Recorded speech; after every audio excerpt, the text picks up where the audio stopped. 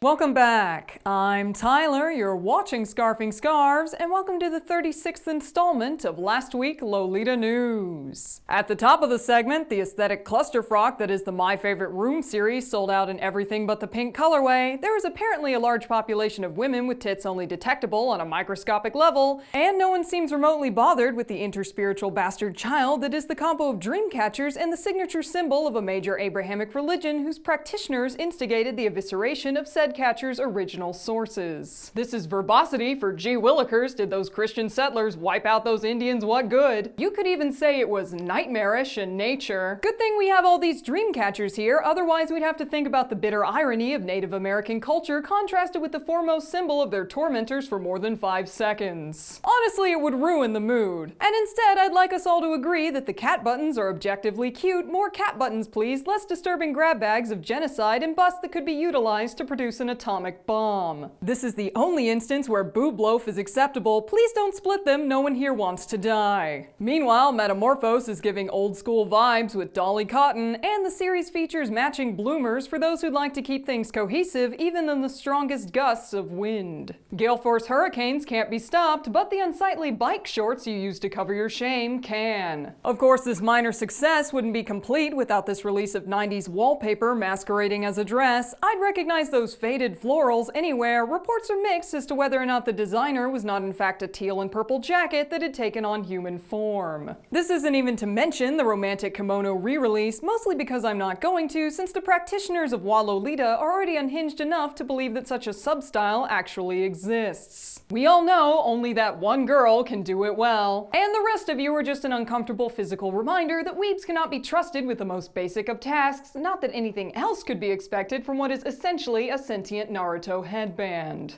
I suppose I should also mention that Moiety has produced some kind of floral frackery for the unfortunately fertilized. My sympathies to those who couldn't operate a condom. Sources are split on whether this is a sincere artistic statement or a warning to those who still think that pulling out will end in anything other than pain, suffering, and being forced to wear dirt brown maternity frocks that look like the brainchild of some kind of noseless crossdresser that decided a waist of a dress should be roughly 1 millimeter below the tits he doesn't even possess. On to things that actually matter. Jewelry brand Automatic Honey has collaborated with Lolita fashion brand Royal Princess Alice to produce a dress series by the name The Witch Academy. It looks fracking amazing. And I don't even care if it doesn't come in pink, those cats are fantastic. This has been my sacrilegious betrayal of Angelic Pretty as my savior. Sorry AP, maybe don't have enough crosses and dresses to make a Groupon for mass crucifixion and we'll talk. In the meantime, good on Automatic Honey, this print is fracking glorious and has cats, so therefore is already the best print by default. At least until the next cat print, and the one after that. As that about wraps up new releases, we turn towards social news with this week's rendition of things this reporter read on the internet that made her reconsider the validity of human existence. I do hope you'll forgive me the predictability. And it all started in Ruffle chat. The Facebook group has been busy with the summer influx of people incapable of operating Google search to save their lives, and somewhere in the hubbub of inquiries like, is there a boy version of Lolita fashion, and other questions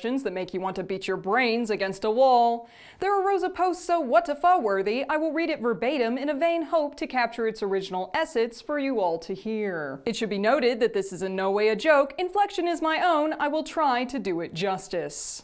I was browsing around my Facebook feed when my friend posted a dress she just required on her Lolita Closet album. My friend just bought this dress, it wasn't a brand dress, and my friend is not a fan of Chinese shopping services, so I'm sure she got it off Glitzy Wonderland or something like that. I'm not a fan of twinning, even though I'm fully aware that it's a thing and other people will have dresses I own, but my friend does try to get dresses or colorways she really hasn't seen people wearing, so knowing that I got annoyed.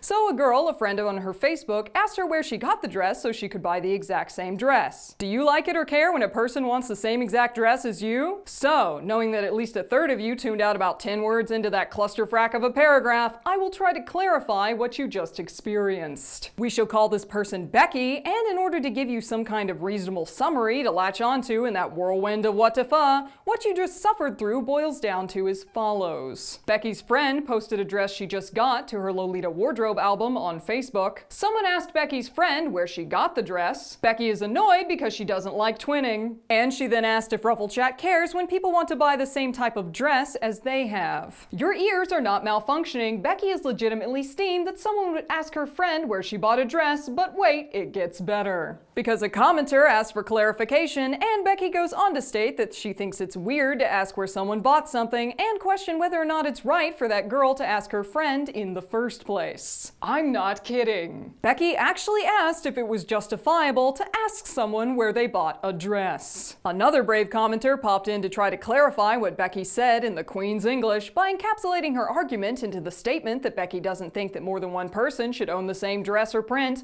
which is accurate as far as I can tell, and Becky returned with, "No, I think you should be your own person, but there are people who don't like sharing that information." Apparently owning the same dress as anyone else on the planet results in immediate disassociation with your personal identity. Thanks for the update, Becky. We'd better start fighting it out Highlander style, those competing for honey cake to one side, Iron Gate on the other. This frackery is then followed with someone asking if Becky and her friend hate this girl who inquired, and finally Becky responded with, quote, "My friend has nothing to do with it, and she did comment on this post saying she likes it when people like her dresses. Just seeing it on her wardrobe post got me thinking." Wait. Back up.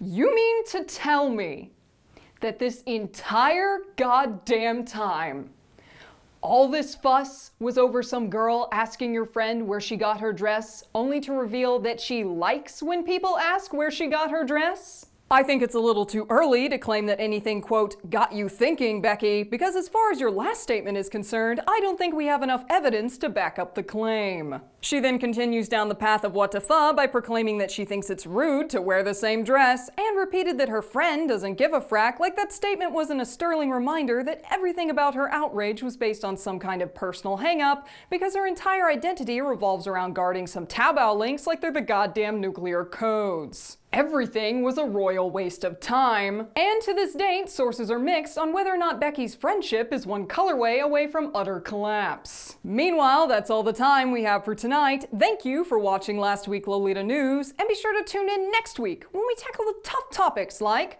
are tennis shoes Lolita? Why don't people like bittersweet? And will a torch-wielding mob descend on you if you put gauges in your ears? Spoiler alert, the answer is yes, but tradition dictates that you be released if no one can get an arrow through the hole. And should you survive, you will be banished to the land of questionable body modifications every person over the age of 50 thinks you would look so much prettier without, next time on Last Week Lolita News. This has been Tyler. You've been watching Scarfing Scarves. And before you scrub your collective skulls of this most recent descent into what the fuck did I just watch, you should know that this show is sponsored in part by Lolita Des, a secondhand Lolita and J fashion shop based in Japan with excellent English-speaking staff and an official sponsor of Last Week Lolita News. Lolita Des, when someone bases their entire identity off individuality sourced from a country known for mass production, no one has pointed out the irony, and you think you might scream if you don't shop away your newly lowered faith in Homo sapiens in general. They have brand. Link to their shop below. And to wrap this up with a big fracking bow, I'd like to thank my patrons for jumping aboard a ship aimed directly for utter disappointment. You guys make the loss of faith in the species somewhat worth it. And should you have nothing better to do with your time, or just feel like aiding in the further disappointment of my parents on a scale that has only grown heavier since the very moment I was born, you can head over to patreon.com/lastweeklolitanews for more of whatever the duck this show is supposed to be. Heads up, there's a fracking secret video. It's terrible, and there happens to be slow-mo involved